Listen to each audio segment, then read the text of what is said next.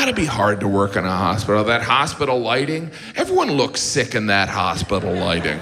I walked in, they're like, we should get you to the ER. I'm just here to see my wife. Well, you have jaundice. See, compared, oh my gosh, I have jaundice too. We all have jaundice. When my wife would nap, I'd go to the cafeteria. Hospitals have the most cutting-edge medical equipment, but they're still serving food like it's Shawshank Redemption. How about selling an MRI machine and getting a pasta station?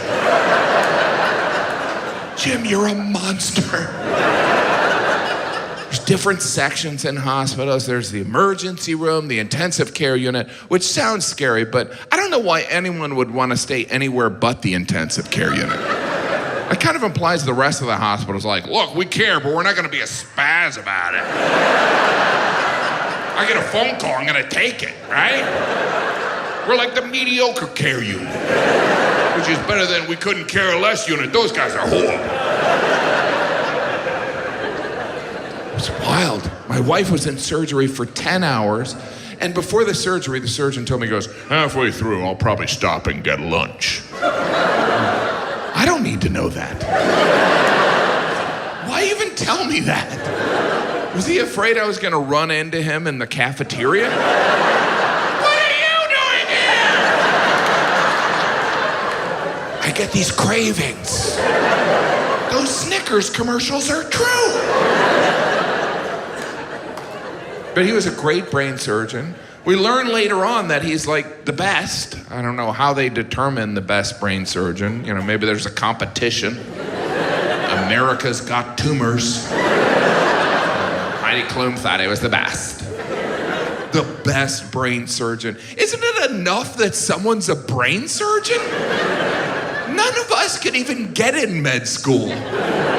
A brain surgeon goes to medical school, afterwards specializes in neurology, after that specializes in surgery of the brain, and we're like, yeah, but are they any good?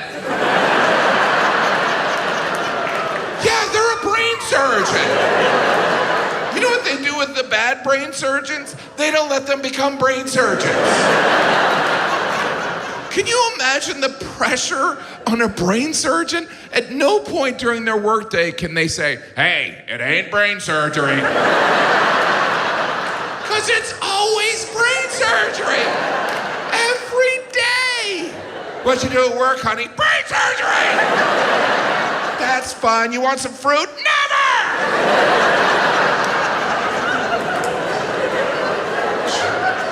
My wife she had an amazing team of doctors. She had the brain surgeon. She also had an ear, nose, and throat doctor.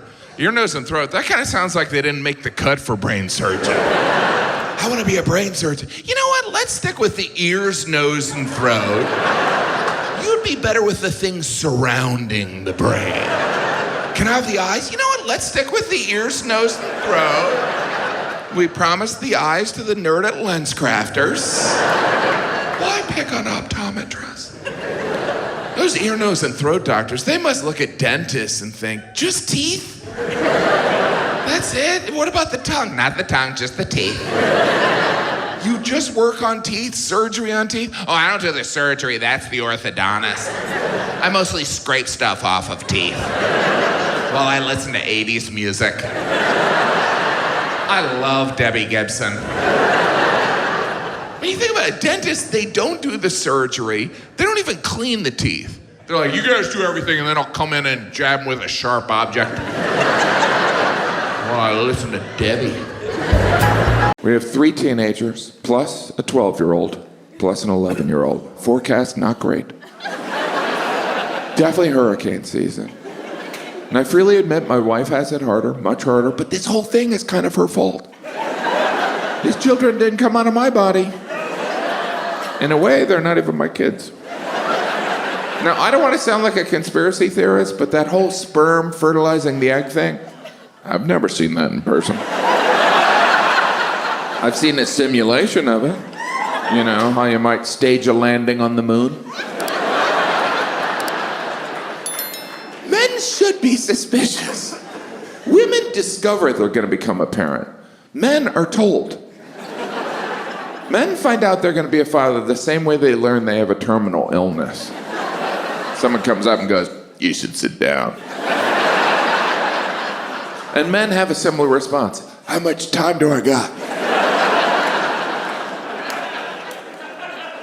Of course, with paternity tests, now we can scientifically prove who the father is, but for most of human existence, the guy just had to believe what he was told. "I'm pregnant, you're the father." I haven't been home for 2 years. It's a miracle. Occasionally you'll hear about a paternity test. You never hear about a maternity test, though.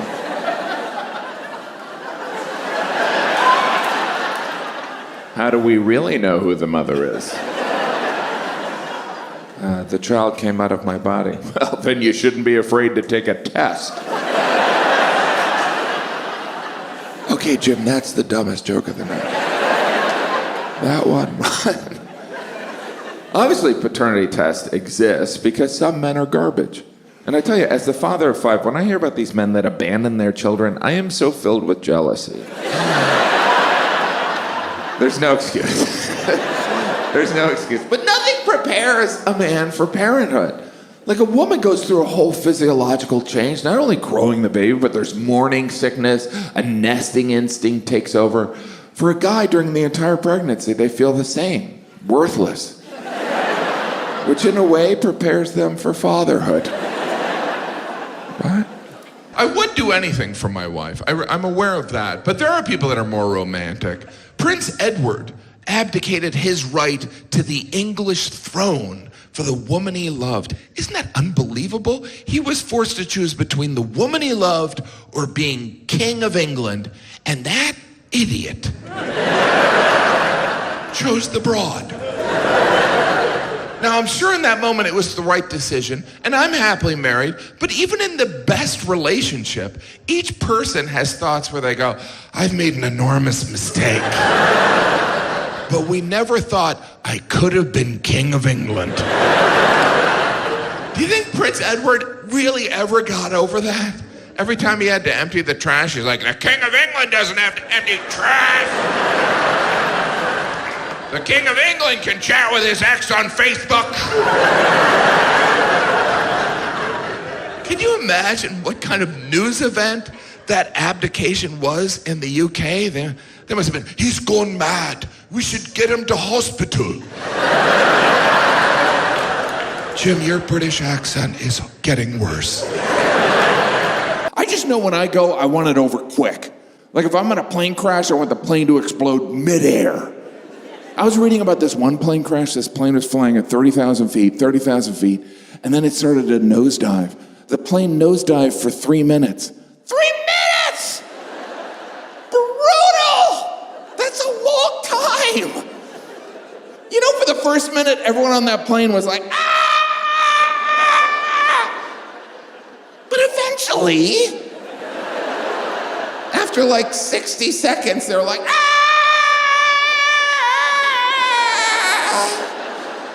Does anyone have any water? I didn't really pace out my dying scream. 3 minutes, that's a long time. You know, someone on that plane rang the flight attendant button. Ding! Do you know how long till we crash? Does this mean I can get a free drink? That's long enough for passengers to get on each other's nerves. When you scream, "Can you not grab my armrest?" "Look, I'll kill you before we even crash." Maybe the pilot came over the intercom. "Hey everyone, it's your captain here. Just wanted to thank you for choosing to fly with us. Special shout out to our silver medallion members. You would have earned 2,000 miles on today's flight, but it looks like we're not going to quite reach 700. Our flight attendant Betty's been with the airline for 31 years, and it appears today is her last day. You can go ahead and take your phone off of airplane mode. Heck, I've taken the plane off of airplane mode. At this point, we're just a metal box hurling towards the earth. We should have you back on the ground in about 7 seconds.